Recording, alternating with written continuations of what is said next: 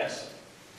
I'm just really confused. It seems to me like the driving range adds great value to your property. Why are you so eager to destroy it? Are you worried that it's going to greatly distract from the value of what you own? Well, actually, what's driving this is actually the opposite, is to try to raise the value of the golf course. I'm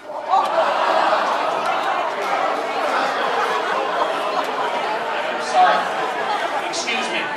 I want to hear what the gentleman has to say, please. Yes. I've never been to any kind of a golf course that didn't have a driving range that wasn't just a piece of crap. I mean, everyone was going to think these golf courses is terrible if you don't have a driving range. It's almost axiomatic. I can't, how can you not? Yes, sir. Yeah, actually on that, how do you expect to generate new members to the club if you don't have a driving range? It's private.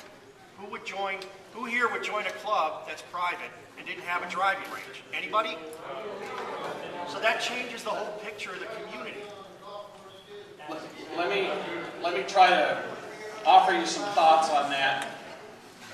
That as you may be aware, maybe not be aware, the Superstition Mountain Club went into receivership. The Biltmore golf courses went into receivership. The Wigwam went into receivership. The valley as a whole is completely overbuilt with golf courses. Overbuilt with houses too. That's right.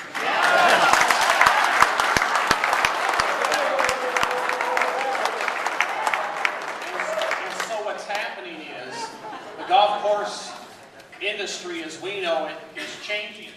The way golf courses are financed, the way they're built, the requirements and standards that are applied to them now versus what were applied to them 20 years ago.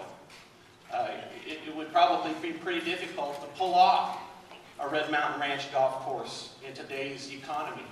And so the owners are trying to do everything they can to maintain the financial viability of the golf course. And that is, this is...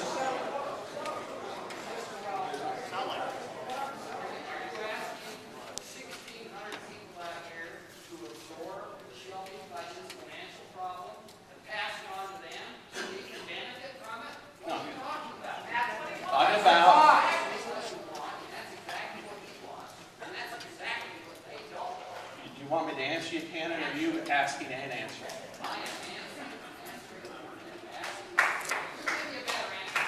I'm trying to. The answer is that if these courses are failing throughout the valley. Now, right now, Red Mountain Ranch is in good financial shape. But membership has not been keeping its standards in the past. A lot of that's due to the economy. And Shelby is trying to stay on top of that and plan for the future so he can keep the course and the club viable.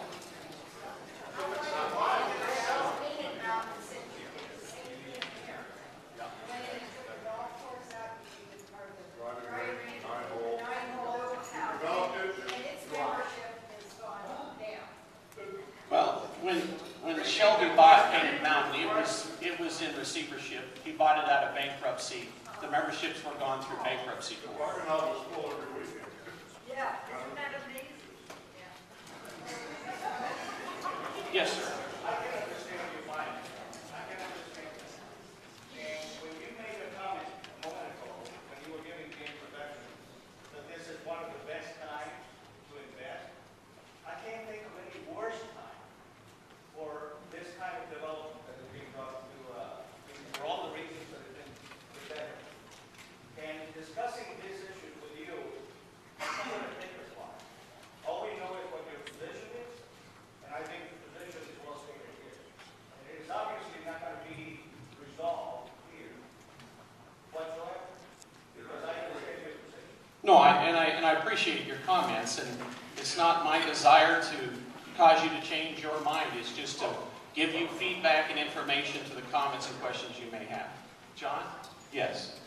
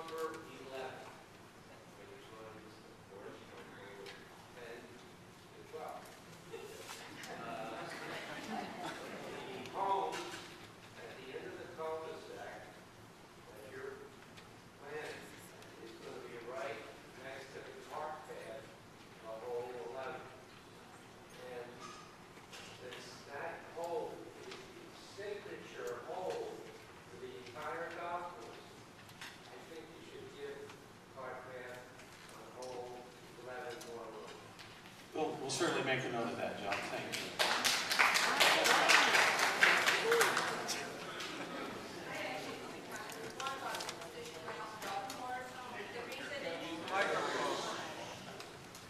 The first one about Superstition Mountain Golf Course, the reason it's in receivership is that the owners took all the funds that the members put into that club, dues, their membership fees, to a project in Hawaii.